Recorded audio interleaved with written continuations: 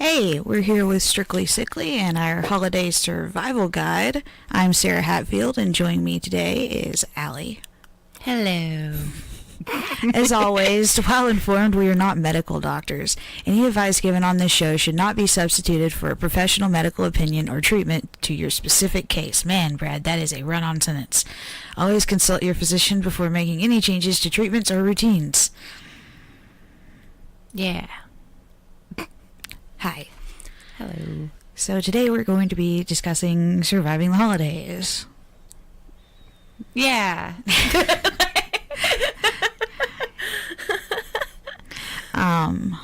Start with the couple weeks in advance, and I guess specifically we're talking about Christmas at this point. Yeah, that one's a doozy. Like, Thanksgiving's pretty easy, but It's a lot easier to ditch out on Thanksgiving, I found out this year, than it is on Christmas. yeah, no. Christmas, you ain't got no excuse. So, doesn't matter if you're If sick you or have not. an excuse. Yeah. Doesn't matter. I told my mom, like, all I wanted to do was sleep for Christmas. And then she's like, well, you should come to your sister's. I'm like, I just want to sleep. That's all I want. Yeah, my mom, just come by for 10 minutes. I mean 15 minutes. I mean forever. Forever. I don't do this. How to best avoid your family. Yes, Stephen. Well, your family. Love you. In advance, I don't do this, but I hear it's best to shop in little bits early. Yeah, but like sometimes you have to wait on a bonus that doesn't come till like 2 weeks before. So But me and Steven have a really bad habit of waiting until like literally the night before Christmas and going to Walmart as late as possible before they close and just buying everything then and then trying to wrap it all in 3 hours and then sleep before the kids wake up. And we do it every year and it's just no good. This year he actually bought stuff like on Amazon. I'm like, what is this? Besides that, you can't save spoons. I understand this, but you can get plenty of rest in the weeks leading up to it. Mm-hmm. Have a clearly outlined schedule. Write everything down, because I'm in a really bad habit that I'm trying to get out of, as my calendar and planner say, of not writing stuff down, and then I forget where I'm going, exactly what time. I have to message people, and with my phone not working, they might not message back. Oh, Steven says he started using Amazon in July. Oh, start using Amazon in July. I don't, but you should. yeah. I mean, I had every intention of doing so, but it's just, it's been a hell of a year. So Well, like Courtney likes to brag. She's like, I started shopping on January 1st for Christmas. So like, God damn it, Courtney. We get it. You're better than the rest of us. I'm not supposed to be cursing as much. Sorry. Yeah. We get it. I mean, I don't know.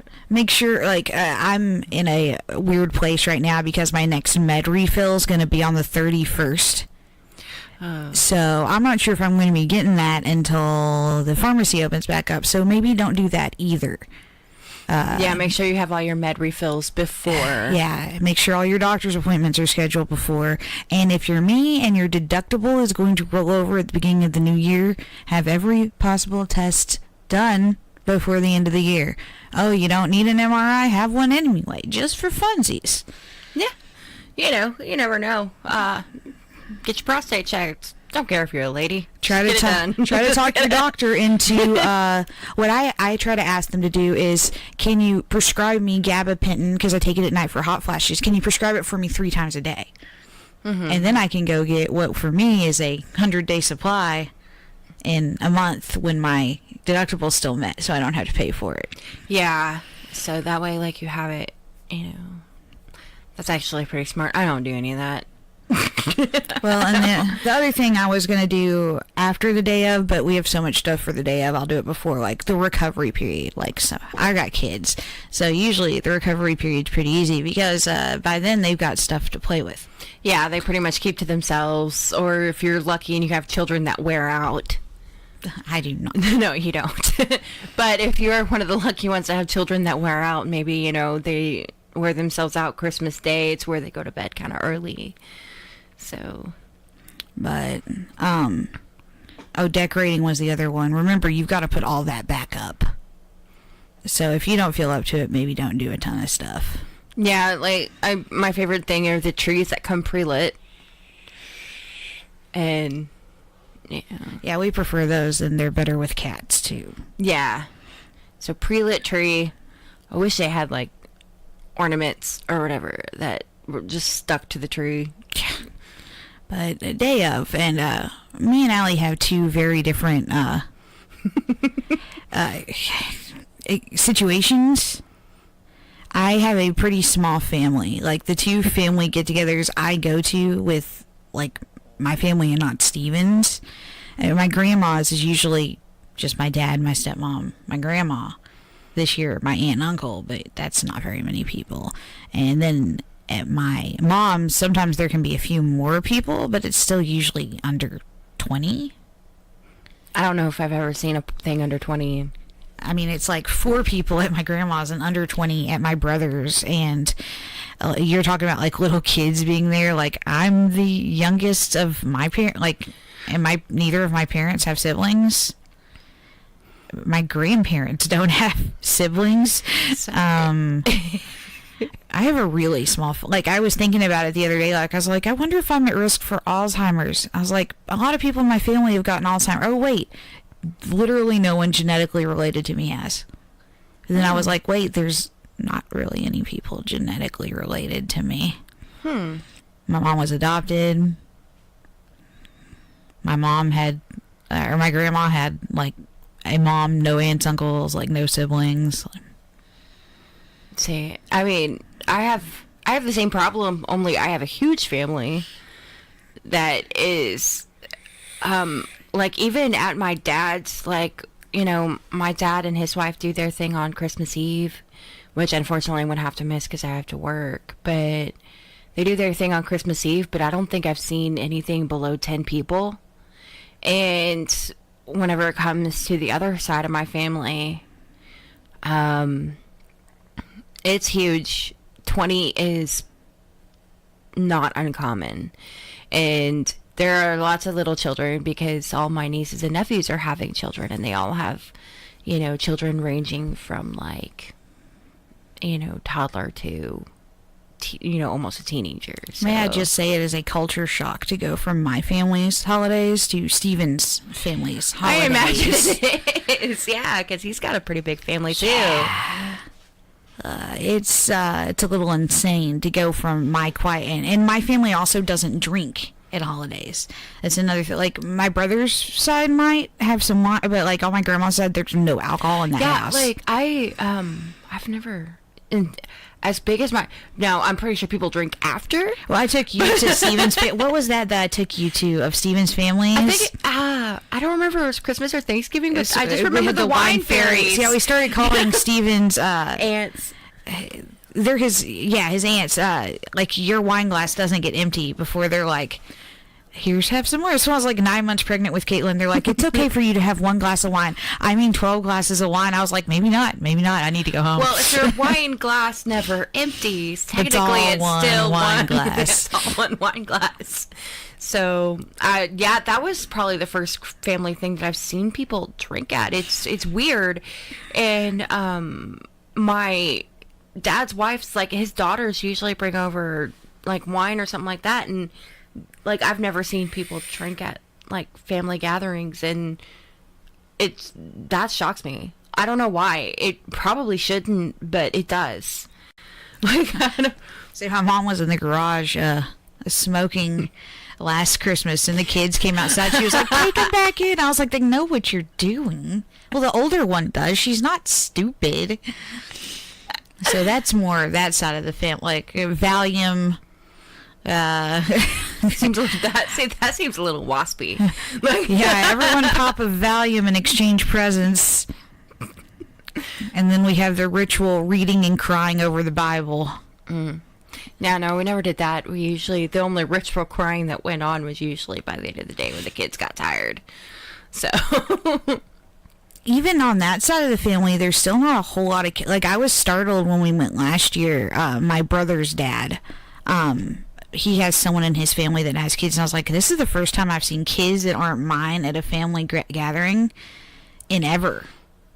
Besides my niece and nephew. I have a niece and nephew, but they're like, Zach just turned 22 and Abby's about to graduate, so there's always a kid showing up somewhere. I don't know where they come from, but they're there. So the debate we were having before, well, not really debate, was which is worse? Is it like, well, with being chronically ill and maybe not generally getting along with your family, is it worse to have a small family? Like I was talking about going over to my grandma's and having a 4-room house and having nowhere to hide. I can't put in my headphones because that's rude. You're never not talking to someone, like it's all a group conversation because there's few enough people for it to be a group conversation. Mm-hmm. Is that better because there's less people for you to have to make introductions to, the stressful part? You know exactly who's going to be there and how they are. Or is it easier with a big group where you can kind of disappear? I don't know. Like, if your goal is to disappear, then yes, I would say it's easier to have a big group. Because everybody's so generally, yeah, like everybody's, talking to everybody else, so it's kind of easier to kind of, back up and go to the garage for a couple of hours before anyone notices that you're gone. Because that's what I'll do with Steven's family. I know that there's a few of us that kind of disappear. Like, there will be a group of us hiding somewhere quiet. Mm-hmm. All the loners tend to gravitate away. Yeah. It's like me, Steven, and Jonathan, and a couple, like, some of his cousins, like, will wander off for alone time. Yeah, and his family's perfectly pleasant. They're just very friendly, and they conversate a lot, and I'm just not a nice or friendly or person. Yeah, like whenever like family gatherings, I go like over at my sister's house, usually like everybody, people tend to one by one just go to the garage. That seems to be where everybody goes to hide, is the garage. Yeah, I've been to gatherings with your sisters a couple times, and that's where like Colleen's, and that's where I hid, was in the garage. But so you had a list of stuff to bring. Yeah, as we were talking about, well, I always forget everything. Yeah, no, I mean, it's, even if you have a comprehensive list, it's always easy to forget everything, because I sure as hell do, so. So the day of, don't forget your meds. It's a busy, busy day, and if anyone is out there like me, you will forget to take your meds, and sometimes that can be very unfortunate. Don't forget to pack them, take them with you, or if you can't, try to remember to take them before you go. Just because, it'll be a lot easier. Or if you forget all of the above, just make sure, set an alarm, do what you got to do to take them when you get home.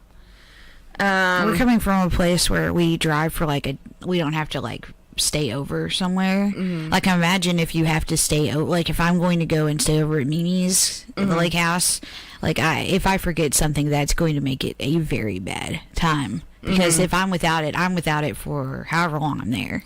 Yeah, luckily, I've never really had to stay anywhere, so. Yeah, we usually don't. That's more of a, the kids are off for a week, so let's go out to the lake house for a few days thing as opposed to a holiday thing. Occasionally people will sleep over at the ranch, but we usually don't, just because there's so many people. Yeah. You run out of space very quickly. Even in a house that size. No, I imagine so. It's just, ugh. I also put on here sanitizer. Just goes back to the kids thing. I know sanitizer is not going to keep you from getting sick. It's not going to keep you from getting any germs. But a lot of times, sometimes they're snotty, sometimes they're sticky, sometimes they just want to, and they of course just want to touch all over you. Hey, loser. Hello, Brad. So, they just want to touch all over you with their grubby hands. So, it's not necessarily it's just the feel better kind of thing. Carrying around sanitizer or wet wipes, just, because gross. Kids are disgusting little snot monsters. They're cute, but they're disgusting. Now, I put on here a blanket. I know not everybody usually wants to carry around a blanket. Not everybody is a lizard person. Yeah, not everybody's a 2-year-old. I know holding onto a blanket is kind of a childish thing. Have you but seen the heated blankets that plug into your car? Yeah, I sure have. So if anyone is like me, I'm constantly cold. A blanket is a very good thing, especially when you have a family full of people who are always hot, because either they have just gotten done with menopause, or they're just hot, or just, I know I'm a weirdo. Ashley says she carries baby wipes everywhere and she likes her blanket. See, my grandma's the opposite. I go in there and it's 90 degrees and I'm having to stick my head in the freezer. See, yeah, no, I'd probably be very welcome at your And my grandmother's. dad takes pity on me and turns it down when I get there. Like, he's like, I'll turn it down to like 79 before. I'm like, I'm exaggerating, I'm sure, but... Yeah, like my sister's house is always freezing, and she has tile floors throughout the entire house. But I know it's not just me, because my stepmom's always like, it's miserable in here. Like, Yeah. it's not just me. Everyone's miserable. Yeah. See, I would probably just be in hog heaven. So, carrying around a blanket, you know, it's not a necessity, but it does come in handy. And it also, like, comes in handy, like, in the car, especially if it's a particularly cold Christmas, which I don't think we've seen one of those in years. You know, it comes in handy, like, in the car, you know, when And I love watching shows where it's like snowing on Christmas, and I'm like, that must be so cool. Well, like, even though, like, I hate the cold, it just pisses me off, because I'm like, we're not gonna get it. I'm dreaming of a white Christmas. I've never seen one. Even the year I was in Oregon for Christmas, it did not snow. I was like, oh, I'm up north. It should definitely snow, because I was 10 and didn't understand. I was like, why? Where's the snow, everyone? And they just looked at me like I was an idiot and then made fun of my accent. In fact, one of Lori's nieces came to Christmas in like overalls with like a cowboy hat on. It was funny. They were having a good old time with us being from Texas. I'm sure they were. It was fun. I've always wanted to like go back up there for Christmas, because they were all like super. Her family's super fun. Hard candies. Hard candies. They're not only good if you have low blood sugar, but Hot hands. They're talking about like the hunting hot hands. Have you thought about that? Ashley says keeping them in your socks. Yeah, no, I have. I've thought about it, and yeah. They're fucking yeah. Bad word. Yeah, bad word. But anyway, like, hard candies, not just good for your low blood sugar, but also good for keeping children away. But see, I've been making fun of Dad for that. We all have, because he started bringing Werthers to our ghost hunts. We're like, oh, you're old. So I'm not sure about the hard candies. See, I'm always sure about the hard candies, so maybe I'm a lot like your dad. I don't know. Ever since I found the all red bag of Jolly Ranchers, I've been carrying around hard candies, because it's an all red bag of Jolly Ranchers. What? Yeah. It's fruit punch, strawberry, watermelon, and cherry. Just all of them. It's just a bag of red Jolly Ranchers. I want it. I know, it's great. It's at the gas station over here, or was. Shit, doesn't shoot. Sorry. But anyway, I consider that a win-win, because kids get candy and they leave you alone, at least for a little while. But sometimes they will come back, and that's also where number 2 will come back in handy. The sanitizer? Yes. Because also headache medicine, I don't know like how everybody else is, but usually by the end of the day I always end up with a migraine or a headache of some kind. Make sure, like, if you have migraine meds, make sure you take them with you. If you have, or if you just need ibuprofen or whatever. I usually also carry around sunglasses always, just because I love sunglasses, but also sometimes by the end of the day even darkness is bright, so sunglasses and headache meds are also good to have, just because I don't know if it's just all the noise, interaction, or whatever. Just by the end of the day, I just have a huge headache and I'm ready to be out. So,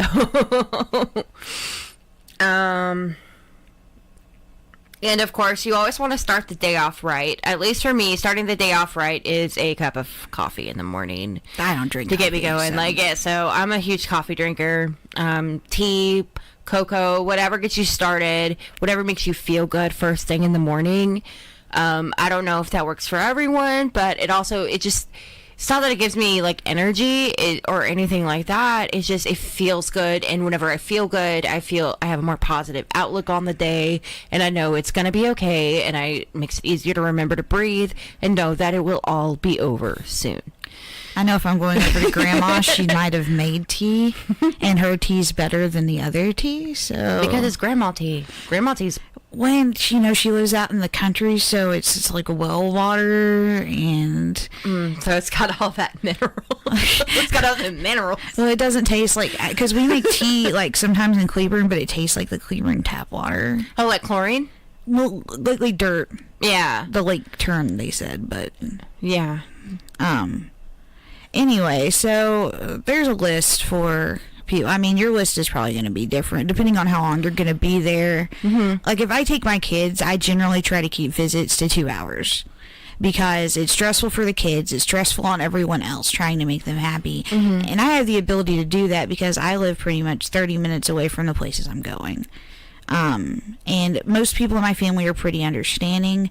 Also have a low tolerance for kids, because there's not a lot of kids. Like, my grandma and my dad don't have a super tolerance for kids, especially kids that are high maintenance, which my kids can very much be. It's not anything against them. Like, I get it. No, I mean, it's just like you have your high maintenance kids, you have your low maintenance kids. And my kids have no tolerance for having to sit still and listen to the adult conversation. My grandma doesn't have Wi-Fi. Caitlin looked at her like she was in... She's like, great grandma, what's the Wi-Fi password? And Grandma was like, what? And my dad was just laughing. He laughed, she laughed. Everybody was laughing, but Caitlin laughed. I guess the next topic would be conversation to avoid. Yeah. Because my mom is going to Christmas for the first time ever as a liberal. And I sat her down and I said, you're not leaving this house until you understand something. There's no point engaging in these conversations.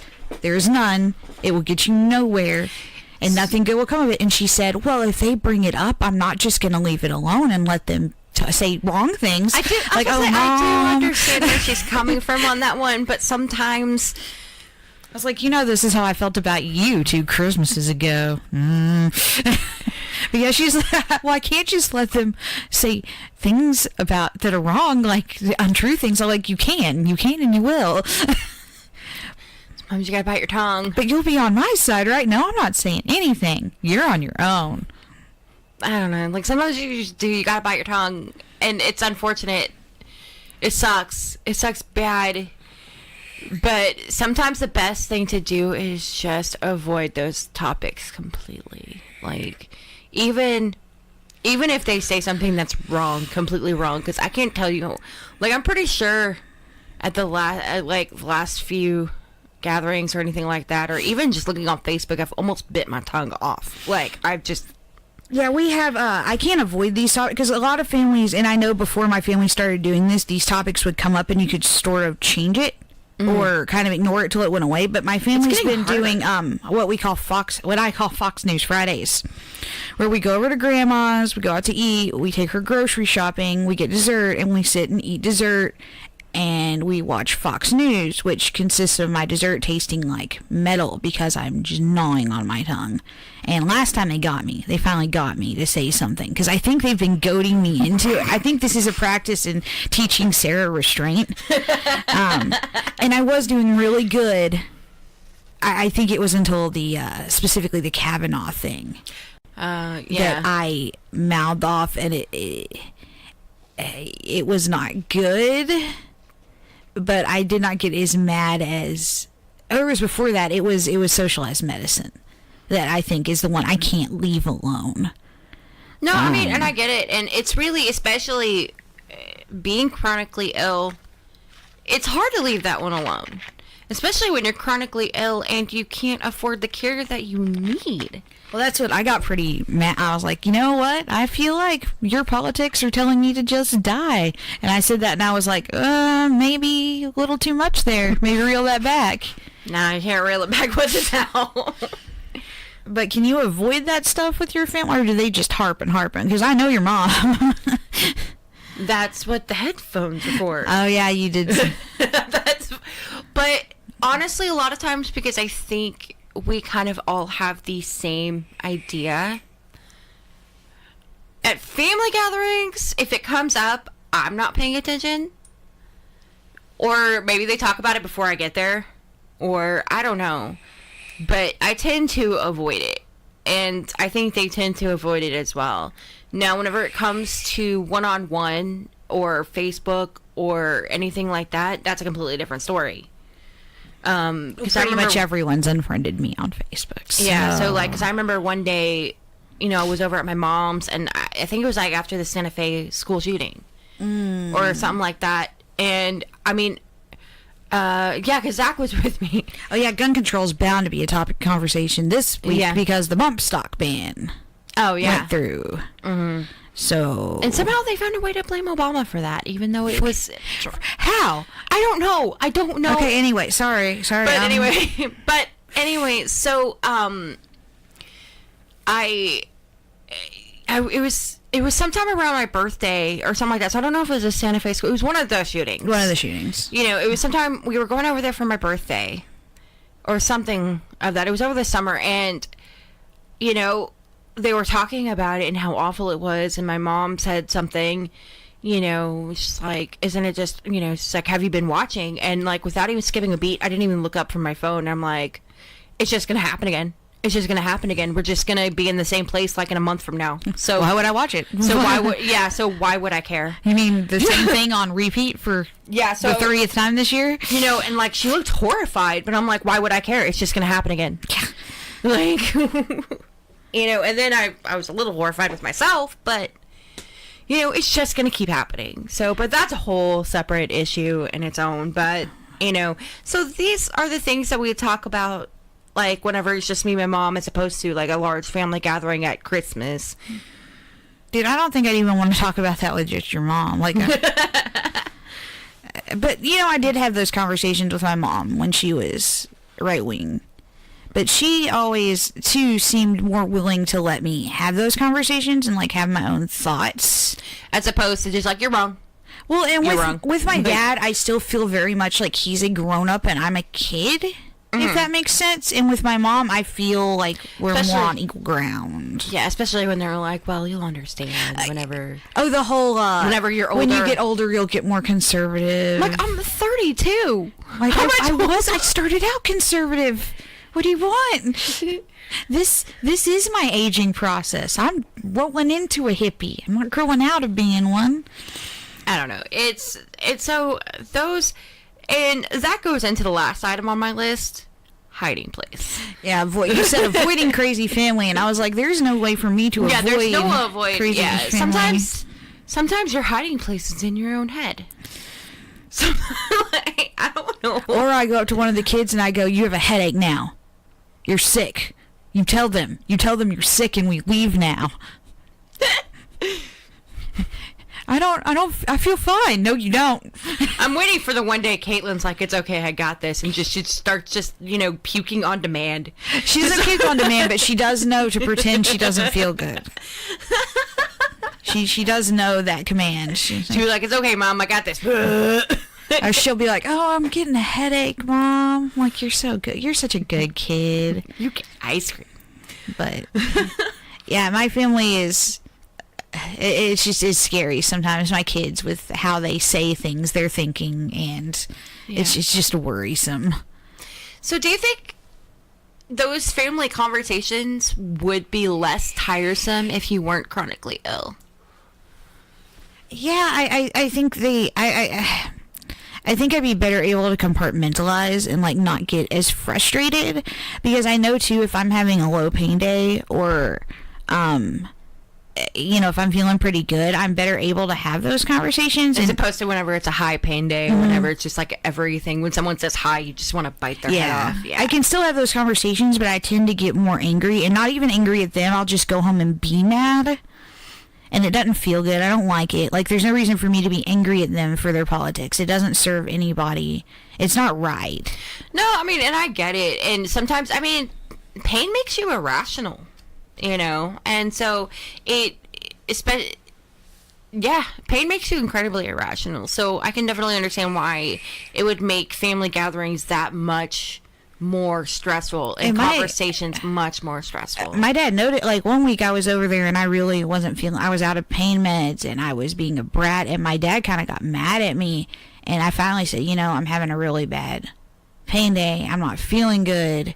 And he was like, okay, well, let's get you home, that's okay. And if I'd just been honest sooner, it would have been a much less deal than me trying to BS my way through it, pretend I was feeling okay, and then acting like a butt. Yeah. So if your family is the kind of family that will accept that information, maybe tell them, I'm having a high pain day, I'm not sure how long I can stay. Like this year, my dad's going to drive me, so I stay as long as he stays. But he'll also him and Lori and my grandma will kind of rescue me and like give me some time, and that's because good. they're That's really good. They're really understanding about me not feeling good. Grandma's almost overly so. Yeah.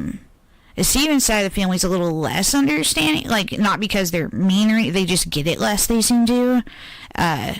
So I can't really be like, oh, I don't feel good, I'm going to leave now. They're like, but we'll be nice to you and bring you food and you can stay. I'm like, but it's the socialization that's tiring me. It's not being up. I'm an introvert. Mm-hmm. That exhausts me. See, yeah, and that would also be another good topic: introversion and extroversion and chronic illness and chronic pain. I think it might actually be harder to be an extrovert and be chronically ill if you get your energy from talking to people, but then that exhausts you just because you're having to be out and about. I mean, yeah, that is a whole topic, but yeah, I'll write that down. I would think that being an extrovert would almost be harder with chronic illness. I don't know. So far, the only thing that exhausts me is because I still want to do everything. See, it's real easy to lock myself in a room, and I get myself into a lot of trouble because I'm like, I want to do everything with everyone. Let's go do the thing. And then I highly regret doing the thing. Yeah, I went hiking after my back after that SCS came out while the staples were still in my back because I felt like I was up to it, and I was not up to it. Yeah, so I get that one. So, yeah, we'll definitely put a pin in that one. Yeah. So, but anyway, so family gatherings, high pain days, which I don't know if it's a coincidence or if it's just because of all the work that goes into the holidays. But it always feels like the holidays are a high pain. Yeah, it always feels like Christmas is a high pain day. Last year I had a broken leg, so yeah. I had a broken leg, and my dad decided it was the first year we were going to do family pictures. And we were going to walk out to the pond by my grandma's house and do pictures. I was like, really? This year? God, that was a year ago? Yeah. Jesus. The first year we did family pictures. I'm like, really? This is when we do this? I don't know. So, because, I mean, I already, especially because, I've been putting in OT. I've been working, almost nonstop. To where, I straight up told my family, all I want to do for Christmas is sleep. If you interrupt that sleep, I'm going to be upset. Well, for Thanksgiving, I actually stayed home, because I didn't know what was going on Christmas, so for Thanksgiving, I was like, you know what? We're not going to do anything. And then I have carved out Christmas Day. Now, if Steven's dad does something, we might go to that. Mm-hmm. But we've carved out Christmas Day for just us, the kids, Steve and me. Occasionally we've invited you or Brad, but not going anywhere, doing stuff at our house. Yeah, if people want to come, they come to you. Yeah, having a calm day. We do breakfast. We don't do dinner or anything. Yeah, I like our breakfast. We do breakfast. Yeah, we do pajamas. We open gifts, and my kids aren't early wakers, so it's not like we're getting up at 6 a.m. to do presents. So we're all pretty well rested. And my kids don't do Santa or any of that, so it's not a worry. I was always an early waker. I'm still an early waker. They used to on Christmas. They used to on Christmas, but now they don't so much. And it's a lot of the times the stuff they want isn't physical. Like Andrew wants video games. We don't buy physical copies, so it's a whole lot of we're not going to put anything under the tree, or we even. Going to have a tree, and it's been a really stressful. That's another thing that's been super stressful this holiday, is being broke.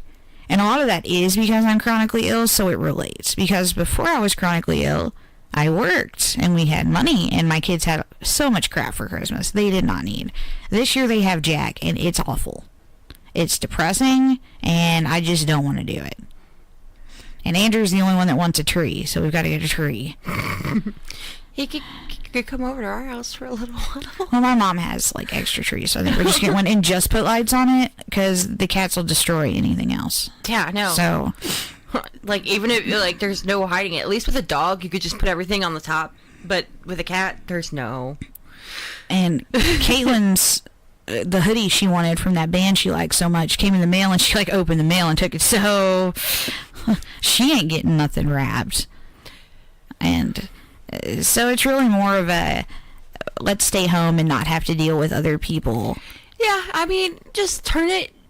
That's actually like It is okay to put your foot down and go, this is my family time. Yeah, because I think especially like, you know, if I'm able to get pregnant and everything like that, I'm gonna have to, because I'm already stressed out thinking about, like, I'm already stressed out because I'm having to miss a Christmas.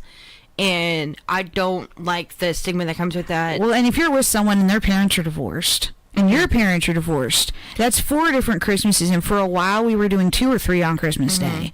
And a lot of times it's weird, they won't consider you your own family when it comes to Christmas. They kind of consider you part of their family. You're not your own.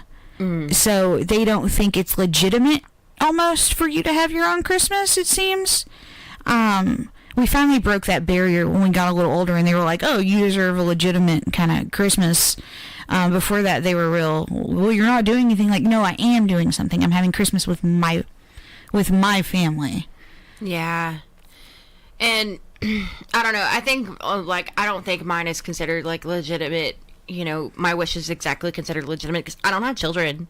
It shouldn't matter. Even if it's a boyfriend, if it's a husband, it shouldn't matter. That is your Christmas. Yeah. That's your family. Like, my family doesn't, I don't think they consider it legitimate for me to be like, oh, I'm going to spend Christmas with my friends because that's my family. But to me, that is very much. Yeah, like, I mean, like, our Friendsmas probably is the most. Ashley says she has 4 freaking Christmases that year. Ugh, I'm sorry, honey. Not having to deal with people is a great gift, Steven. So, yeah, that's kind of the gift we started giving ourselves on Christmas. I might have to pick up on that because I'm already just stressed out thinking about it. And it's nothing against my family. It's nothing against the politics or anything like that. It's just, I'm exhausted. I've been putting in like 60 hours a week. I'm tired. You know, like, all I want to do, like, honestly, is just sleep. And I have the chance to maybe have Christmas Eve off. I don't bank on it. I just tell everybody I'm working Christmas Eve anyway. But because I'm pretty sure that I am, because we have so much going on at work. Yeah. But, like, if I have the chance to have Christmas Eve off, I might just do that. Just take the day and just sleep. I mean, it's your family. What are they going to do? See, another thing I've noticed that always bugs me about the holidays is people being so concerned with doing it on the day. When I was growing up, my mom was a nurse. Very seldom did we do the actual day off. So that taught me that it wasn't the date that was important. It's just getting together and spending the time together. So when people are super insistent on doing it at Christmas, it's like, why? Especially when there's, like, if it's a whole huge family, I might get it because everybody has to.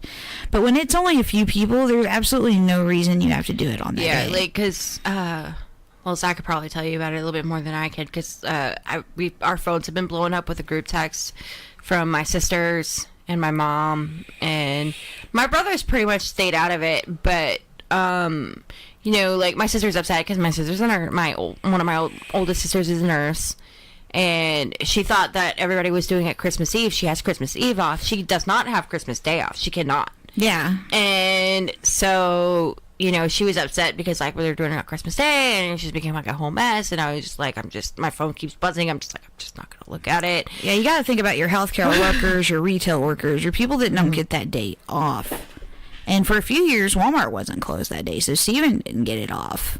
So it was kind of like, sorry. Yeah, like, I'm kind of jealous of Zach because he gets Christmas Eve and Christmas Day off, and I'm working my butt off to make sure I get Christmas Eve off, but that's not a guarantee, and that's the frustrating part. And I get frustrated with people that seem to think it's super important they do it on that day. That's why Steven says that's why his mom does it in mid-January. So usually my mom schedules out. This year they're doing it on Christmas Eve. And my grandma's is always on Christmas Day, but they're doing something after this year because I told them I'm not doing anything. We could always do it on the Feast of Epiphany. It's... What? It's the day that the wise men came. Oh, no, it's not. Yes, it is. They did not show up until after. They didn't show up till like 2 years later. Because they had to follow a star and walk with their feet. He wasn't even born in January. Of course he wasn't. The people were out in the fields with their cattle. Like, what time of year do you think that was? So the piece, that's what I was saying. Why would if they came if you're following the train that they came right after he was born, then they probably came in like summer or spring. And the Feast of Epiphany is January 6th. Why would they show up on January 6th? And he was like way older. I mean, well, we're arguing about this character that might be fictional. This character might be entirely fictional, but let's argue about the day he was born. That's another thing to avoid during the holidays. Don't talk. It's really hard during the holidays. Well, I don't understand why, especially because we grew up in good Southern homes where you don't talk about politics, money, or religion at the table. Yeah, God, what is it? Someone in Steven's family asked how much something costs someone, and I was like, that's so rude. Yeah. It's when I realized I'm living by archaic rules people don't follow anymore. Yeah, so that's why it always startles me, whenever people... And I think that might be part of the reason why politics and stuff like that don't really come into play so much at family gatherings, is because my family is pretty, old school. Well, I mean, because they're all old, but my family is, really old school. We don't talk about that. The politics talk in my family is also very recent. On my dad's side, because they're like that. I think it just came into play because it was just me, my dad, my grandma, and my stepmom. And I think if the kids are there, it wouldn't be a topic, or if more people were there, it wouldn't be yeah, you don't do it in front of polite, yeah, because that's the way I was brought. No religion, no politics, and you don't ask someone how much they make, you don't ask someone how much stuff costs. That's rude. Ashley says, no, I'm done sharing my birthday with Jesus. He was born in Marchish. Yeah, say, my poor son was born on the 30th, and then my poor daughter was born on the 12th of January. So Andrew gets birthday / Christmas presents, and Caitlin gets birthday / Christmas presents. I mean, because I only get knocked up in April, apparently. Yeah, I was telling Zach, I was like, I've got to get Andrew a birthday present. I can't. And Zach was born November 30th, so he's kind of right on the cusp of, well, we'll just get you your Steven's birthday present. Yeah, December 9th. So it's so his Christmas present this year is because he didn't get a birthday present from, so, yeah. So I'm like, I don't want to do that. It depends on how much we drink. Too much and no topic is off limits. Because Steven's family drinks and it's weird. Yeah, dude. I don't know if I've met his Uncle Tony sober before. No. But he's fun. I've had political debates with him before. He's fun. He's not mean. He jokes around. Some other people on that side of the family, it's not fun. It's not fun anymore. It's anger inducing and sad. So yeah, I guess we could put that in the survival guide. It's avoid it if you possibly can, and if you cannot, go hide. But sometimes the drunk uncle's fun.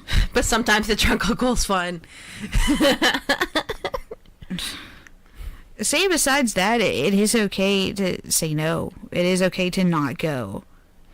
Yeah, I think that's something that I'm still struggling with. It's okay to leave early. Yeah, because I don't know. I would not see what that's. What? No? I'm confused by your comment, Ashley. Can you clarify what that means, Ashley? Do you have any other people that are share your political affiliation in your family?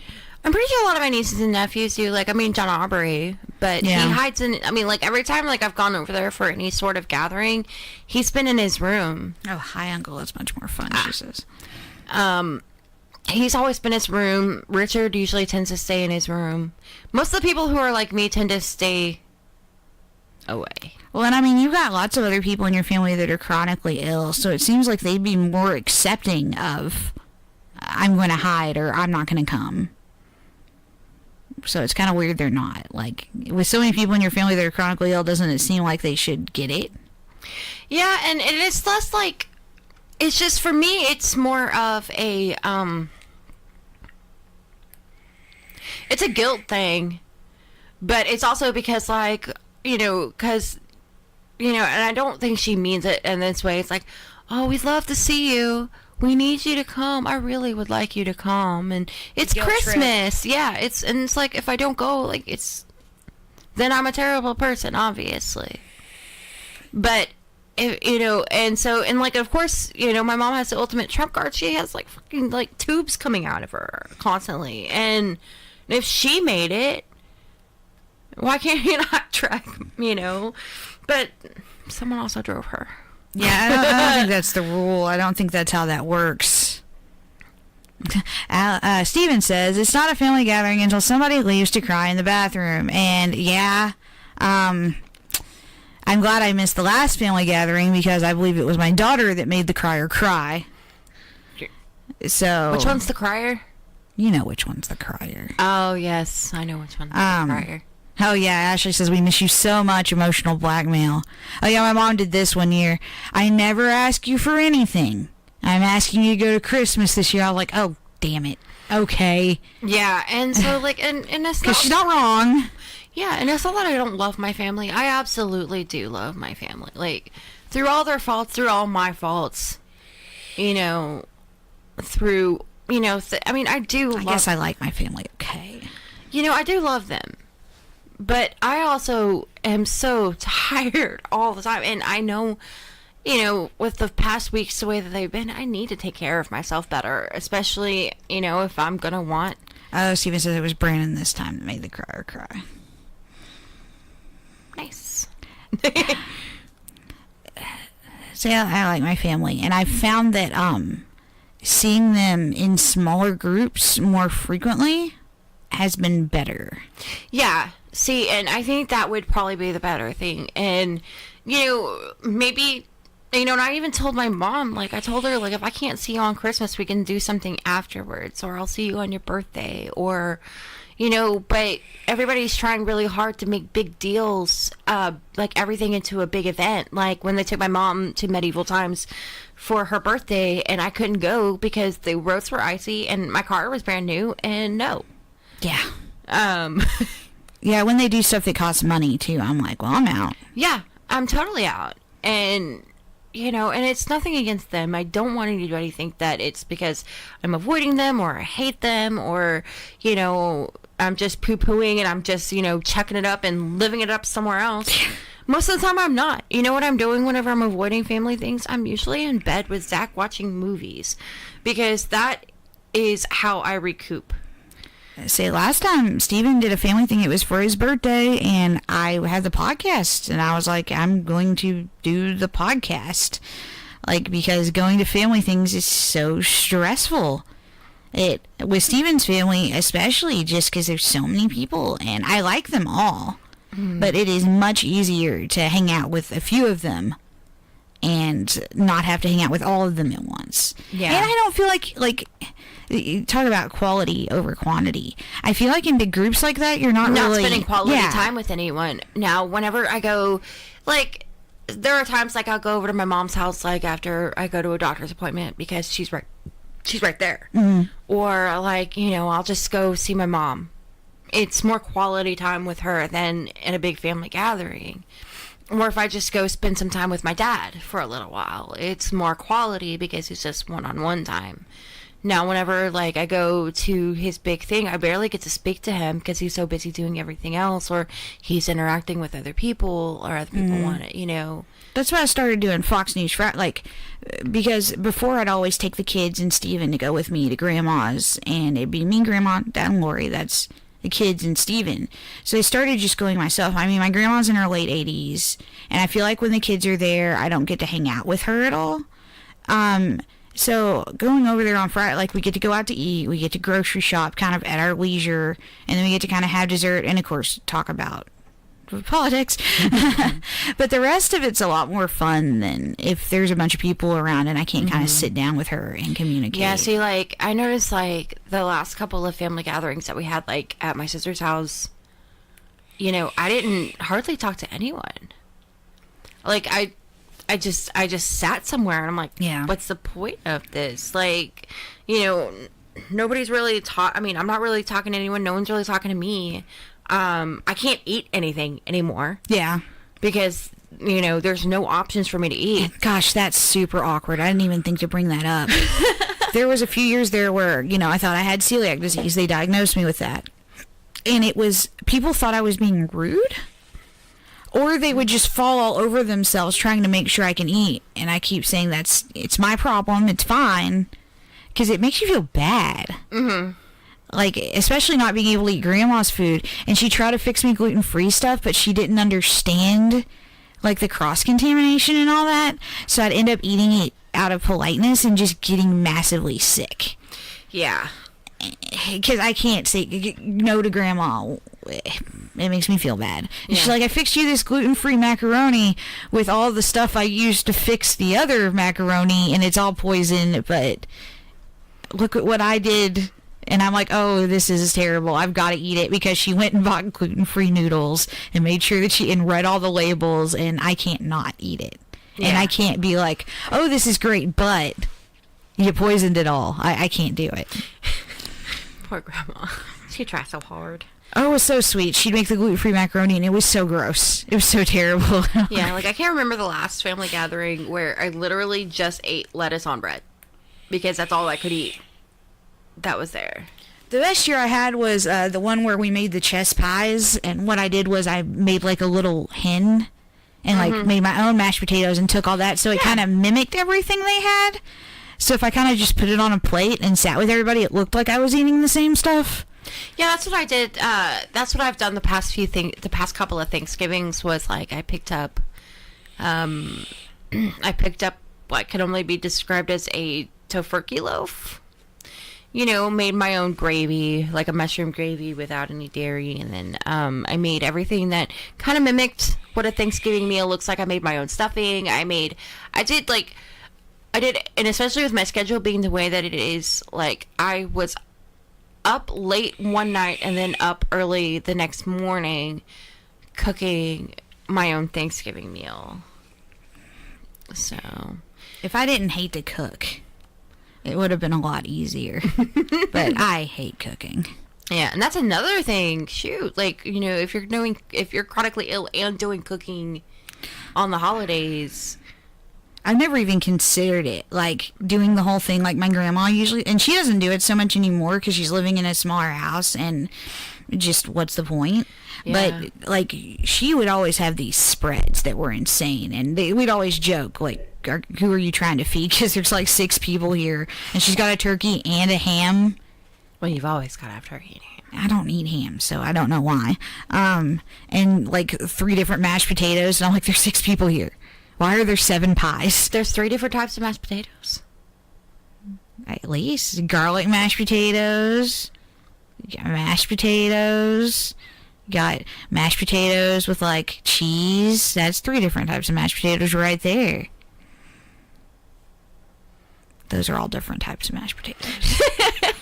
and all the pies. And I always wait to see if she made the chess pie, though. Because that's the best. Now you can eat it. Yeah, I can. Well, I did the gluten-free crust thing. Because that was the only thing in it I couldn't eat. What's the crust? So that has to be, like, a whole separate thing. Like, if you're chronically ill, trying to cook and trying to entertain and trying to do all of this. I can't imagine even just trying to clean my house up beforehand. Yeah, so that's not happening. I guess it leads into take time to breathe. Take time to breathe. I don't know how people do it with all the cooking and the planning. I would not be any good at that. Microwavable stuff is a godsend. See, when I'm the matriarch of the family, if that ever happens, ain't nobody having Christmas. Or they're just going to have to all bring a microwave dinner. Like, I did find, like, a lot of stuff, like, at Trader Joe's or, you know, and it's pretty affordable. Like, they have, like, a lot of stuff that you just, you know, pop on a skillet for, like, 5 minutes or pop in the microwave for a few minutes, and it's just, like, boom. It's been a real game changer for me. Another trick I learned when I was working at the deli at Walmart is some people will go and just buy, like, the sliced turkey or ham and then serve it. And I didn't know people did that before. But yeah, people would come in for like Thanksgiving and be like, okay, I want this whole turkey. Slice it. I'm like, you know, that's like $1 billion. It's like, I don't care. I don't care. Yeah, they did not care. Yeah, like as you get older, you suddenly like, yeah. And that's when I realized that was a genius idea. Just get everyone a slice of turkey. Don't cook a turkey. And pepper turkey's delicious. Get everybody pepper turkey. So... yeah, can you think of anything else, you know, to help people I'm trying swim to through the holiday? Plan time to rest. Before and after. Yeah, before and after. Make a list. Check it twice. Don't be late. Oh, God, I'm late for everything. Yeah, no.